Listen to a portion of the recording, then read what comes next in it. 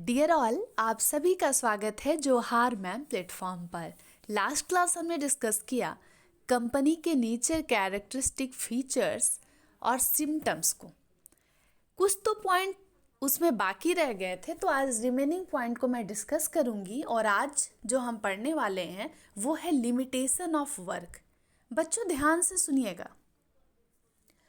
बच्चे अक्सर जो हैं, जितने भी लोग हैं, वो अपने मम्मी पापा के अकॉर्डिंग चलते हैं।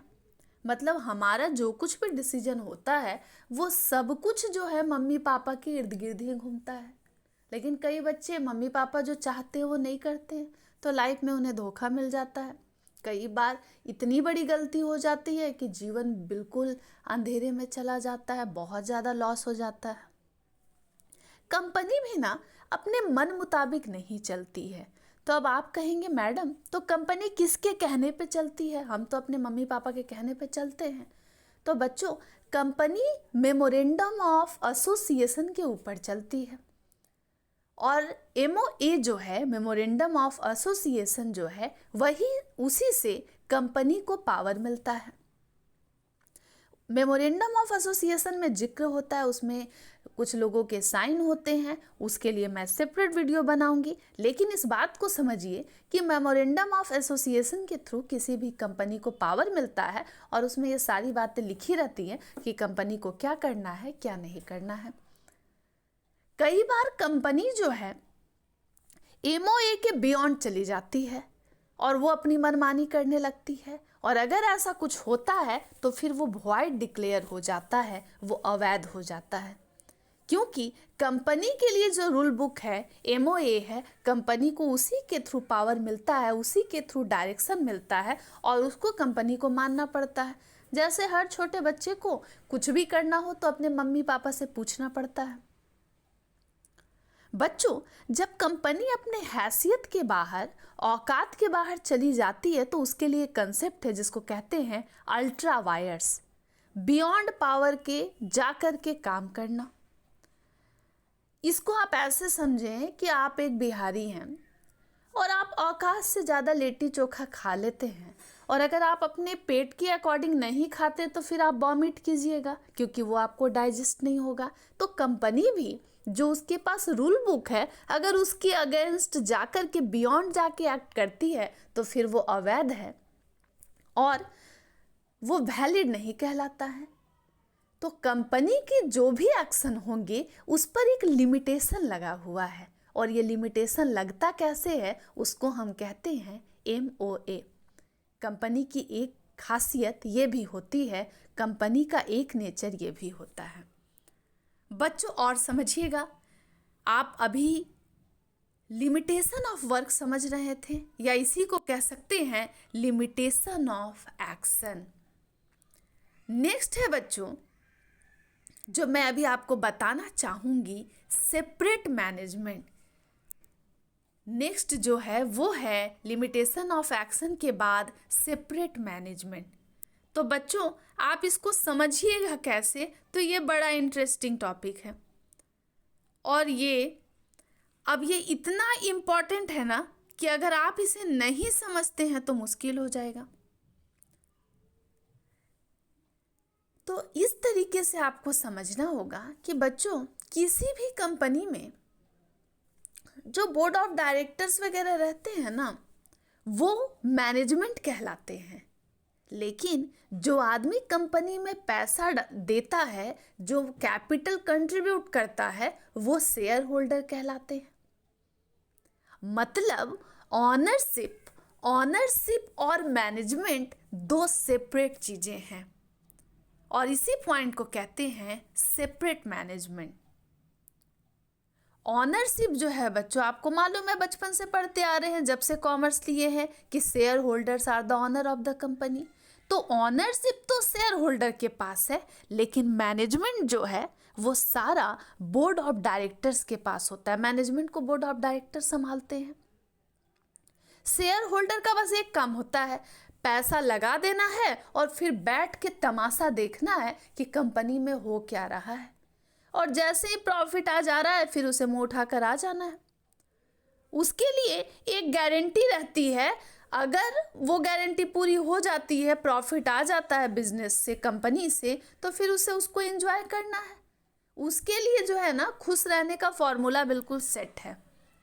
लेकिन जो मैनेजमेंट होता है, जो बोर्ड ऑफ डायरेक्टर्स के द्वारा चलता है, चलाया जाता है, उसको संभालने वाले वही लोग हैं। तो मैनेजमेंट को बोर्ड ऑफ डायरेक्टर्स से संभालते हैं। शेयर होल्डर को कंपनी मैनेजमेंट से कोई फर्क नहीं पड़ता है, वो उसके बर्डन को उठाते भी नहीं है। शेयर होल्डर का काम बस है प्रॉफिट लेना है, जाना है, पैसा लगा करके तमाशा देखना है। जैसे हम फिल्म देखने जाते हैं, फॉर एग्जाम्पल, टिकट कटवा लिए, शेयर होल्डर बिल्कुल यही करते हैं, टिकट कटा लिए, जा कर के बैक साइड में बैठ कर के पूरा फिल्म को एंजॉय कर रहे हैं। तो मैनेजमेंट के अंदर जो भी खिचड़ी पक रही है, जो भी तमाशा हो रहा है, उसको ये शेयर होल्डर एंजॉय करते हैं, तमाशा को देखते हैं।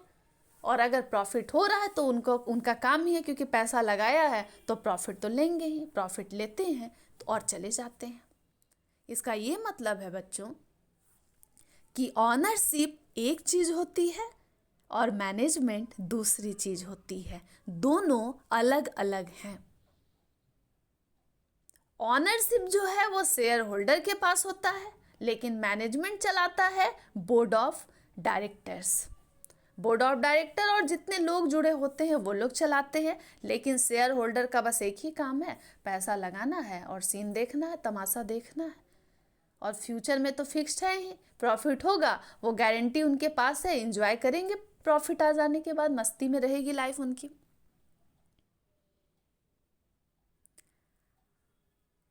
और इसी को हम कह सकते हैं सेपरेट मैनेजमेंट को रिप्रेजेंटेटिव मैनेजमेंट। जितने भी बोर्ड ऑफ डायरेक्टर्स हैं बच्चों, जो मैनेजमेंट को चला रहे हैं, उनका काम है बाकी सारे फंक्शन को संभालना, कंपनी को देखना। लेकिन शेयर होल्डर जो है बड़े मस्ती में रहते हैं, वो घर का छोटा बच्चा है, उसको बर्डन उठाना ही नहीं है, वो अपना मनमानी करेगा, उसको बस पैसा लगा देना और चुपचाप बैठ के तमाशा देखना है। शेयर होल्डर जो है मैनेजमेंट में पार्ट ही नहीं लेते हैं, और वो अपना जो काम होता है या कोई भी जो भी बर्डन होता है कंपनी का, वो सब कुछ मैनेजमेंट संभालती है। मतलब बोर्ड ऑफ डायरेक्टर या जो भी लोग कंपनी को मैनेज कर रहे हैं वो लोग संभालते हैं। इसमें शेयर होल्डर का कोई काम नहीं है, उनका काम है पैसा लगाना, पैसा कंट्रीब्यूट करना, शेयर होल्डर कहला जाएंगे, ऑनरशिप तो उनके पास है ही, बाद में प्रॉफिट लेना और चल देना। इस कॉन्सेप्ट को कहते हैं हम सेपरेट मैनेजमेंट। ऑनरशिप एक चीज़ है, मैनेजमेंट एक चीज़ है, दोनों अलग अलग चीज़ें हैं।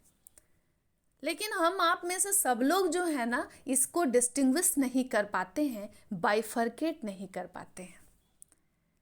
अब आपको नेक्स्ट पॉइंट नज़र आ रहा होगा, वॉलेंट्री एसोसिएशन फॉर प्रॉफिट।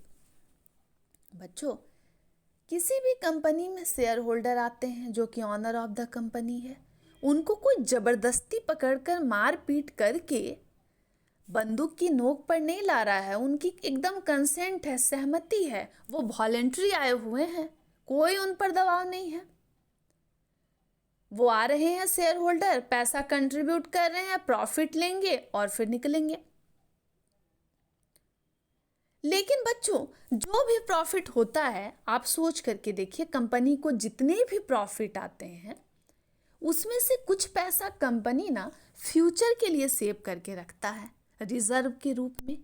अब फ्यूचर में क्या हो जाएगा मैम, मुझे तो, हम लोगों को तो अपना फ्यूचर दिखता ही नहीं है, तो कंपनी को दिखता है क्या अपना फ्यूचर? हाँ बच्चों, कंपनी की जो आंखें हैं ना बहुत तेज हैं, उसको अपना फ्यूचर दिखता है। कंपनी जो है वो बहुत एक्स्ट्रा ऑर्डिनरी एंटिटी है, उसको मालूम है कि फ्यूचर में हमको अपने कंपनी को एक्सपैंड करना है, तो फिर मैं पैसा का भीख जो है किससे मांगूंगा।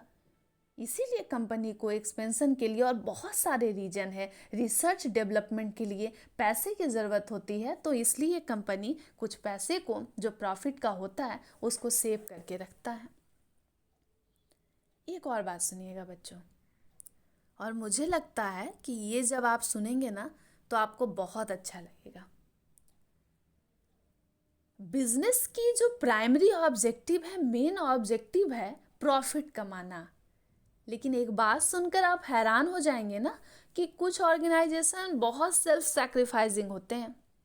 और ये हम नहीं कह रहे हैं, उनको कहा ही जाता है सेक्शन 8 कंपनी, जो कि मेंशन्ड है कंपनीज एक्ट 2013 में।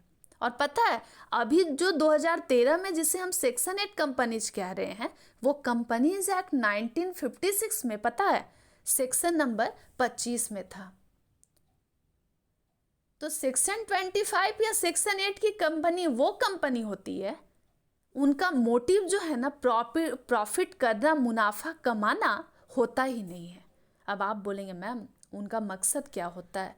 तो उनका मकसद होता है ना बच्चों, वेलफेयर करना। अब ये बात अलग है कि मोटिव तो नॉन प्रॉफिट है, प्रॉफिट तो कमाना नहीं है। अब रास्ते में थोड़ा बहुत प्रॉफिट हो जाए तो भले वो रख ले, लेकिन उसको कहते ही हैं सेक्शन 8 कंपनी, जिनका इरादा प्रॉफिट का नहीं होता है, वो वेलफेयर के लिए ही जाने जाते हैं। Not for profit organisation. ये है वॉलेंट्री एसोसिएशन फॉर प्रॉफिट, जो शेयर होल्डर कंपनी में आए, जो कि ऑनर है, पैसा लेकर आए। अब जब प्रॉफिट होगा तो फिर प्रॉफिट लेंगे वो, उनको कोई ज़बरदस्ती नहीं आया है। जितने लोग एक साथ आए हैं ना, उनका सहमति है, कंसेंट है, तभी वो आए हैं। और कई कंपनियां जो होती हैं ना, उनका तो मकसद ही होता है, जिसको हम कहते हैं सेक्शन 8 कंपनी। पढ़ लीजिएगा घर में, बड़ा आसान है, मैं अब तो बता रही हूँ। और अगर ये सब आप मेंशन करते हैं ना, तो कॉपी 1 नंबर का बहुत अच्छा लगने वाला है। अब नेक्स्ट जो आपको दिख रहा होगा बच्चों, खासियत, कंपनी का फीचर, उसको कहेंगे हम टर्मिनेशन ऑफ एग्जिस्टेंस। अच्छा, हम सभी का अपना वजूद है ना, और ये वजूद आया कैसे? मम्मी पापा ने हमें जन्म दिया, हम लोग नेचुरल पर्सन हैं, जिंदा लोग हैं। उसी तरीके से कंपनी का मम्मी पापा है कौन? लॉ है।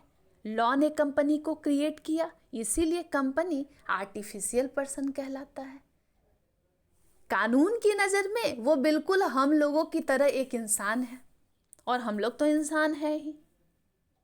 तो कंपनी जो है, उसका जन्म जो है वो लॉ के द्वारा हुआ है, इसीलिए उसको आर्टिफिशियल पर्सन बोला गया है। अब एक बात बताइए ना, जिसका जन्म लॉ ने कराया है, वो ऐसे ही मर जाएगा क्या? खुद को दफना लेगा क्या? अपना मैयत खुद से कर लेगा क्या? कब्र में सो जाएगा और खुद के ऊपर मिट्टी डाल लेगा क्या? नहीं बच्चों, ये इतना आसान नहीं है। कंपनी को जब भी टर्मिनेट होना होगा, खत्म होना होगा, तो वो लॉ से ही मरेगा। अब जन्म जिसका नेचुरल नहीं हुआ है, आर्टिफिशियल है, तो डेथ इतना नेचुरली कैसे हो सकता है? कंपनी खुद को खत्म ऐसे नहीं कर सकता है, लॉ के जरिए ही कंपनी का जो है टर्मिनेशन होगा, खात्मा होगा। ये बात आप सोच कर देखिए कि हम लोग अक्सर कहते हैं ना, हमारा बिलीफ सिस्टम कहता है कि हम लोगों को मारने वाला ऊपर वाला है, अगर वो जिस दिन चाहे लाइफ खत्म। अब ऊपर वाला मान के चलिए आपको मारना ना चाह रहा हो, तो फिर हमारा यकीन होता है हमारे मम्मी पापा हमें जितना भी मार पीट ले, जिंदा मार दे, कोई मतलब नहीं है भाई, ये उनको तो हक है। उसी तरीके से कंपनी जो है वो लॉ का बच्चा है, तो लॉ जो है जब चाहेगा तब कंपनी को मार देगा, ये हक उसका है, क्योंकि कंपनी का जन्म नेचुरल नहीं हुआ है। और जिनका जन्म नेचुरल हुआ ही नहीं है, उनकी डेथ नॉर्मल कैसे होगी? तो कोई भी कंपनी खुद को टर्मिनेट नहीं कर सकता, क्योंकि सारे उसके अफेयर, सारी पॉलिसी, रेगुलेशन, सब कुछ लॉ के हाथों में है। कंपनी बना ही लॉ के कारण है, तो फिर ऐसे कैसे हो जाएगा कि कोई कंपनी खुद को ही दफना लेगी? बच्चों, ये नहीं हो पाता है। रिप्रेजेंटेटिव मैनेजमेंट या बच्चों सेपरेट मैनेजमेंट है, आप देखिएगा, पहले पॉइंट को क्लियर करिएगा। मैंने लास्ट क्लास में बहुत डिस्कस कर दिया है, अब आपको बस ये समझना है। वापस से जूम इन कर दे रही हूँ, नोट्स बना सकते हैं कम से कम भी तो हम 12-13 पॉइंट अगर लिखते हैं लॉन्ग आंसर में, और मैंने इतना सफिशिएंट समझा दिया है कि आप ये सब चीज़ों को अंदर कंटेंट में डाल सकते हैं। कोशिश करना है आंसर को पॉइंट वाइज लिखें, नहीं तो मास्टर लेवल पर आ कर के आप ग्रेजुएशन की कॉपी लिख रहे हैं तो बचकाना हरकत एकदम नहीं करना है। आपको स्क्रीन पर नज़र आ रहा होगा अच्छे तरीके से, मैंने हो सकता है बाय मिस्टेक कुछ वर्ड रह गया हो तो उसके लिए अपॉलॉजी रहेगी, क्योंकि फटाफट स्लाइड प्रिपेयर कर रही हूँ, एग्जामिनेशन नज़दीक है। और हाँ, लिमिटेड लाइबिलिटी ये जो कैरेक्टरिस्टिक है इसको छोड़ रही हूँ, क्योंकि इसके लिए सेपरेट वीडियो बनाना ही पड़ेगा वरना आप नहीं समझ पाएंगे। तो फिर बस यही रिक्वेस्ट करना है, अगर पसंद आता है चैनल तो पढ़ सकते हैं, और नहीं पसंद आता है तो सजेशन दे सकते हैं। और स्टे ट्यून्ड रहना है, फर्दर अपडेट आता रहेगा जोहार मैम प्लेटफॉर्म पर, और कोशिश करूँगी फटाफट इम्पॉर्टेंट क्वेश्चन लेकर आऊँ आप सभी लोगों के लिए।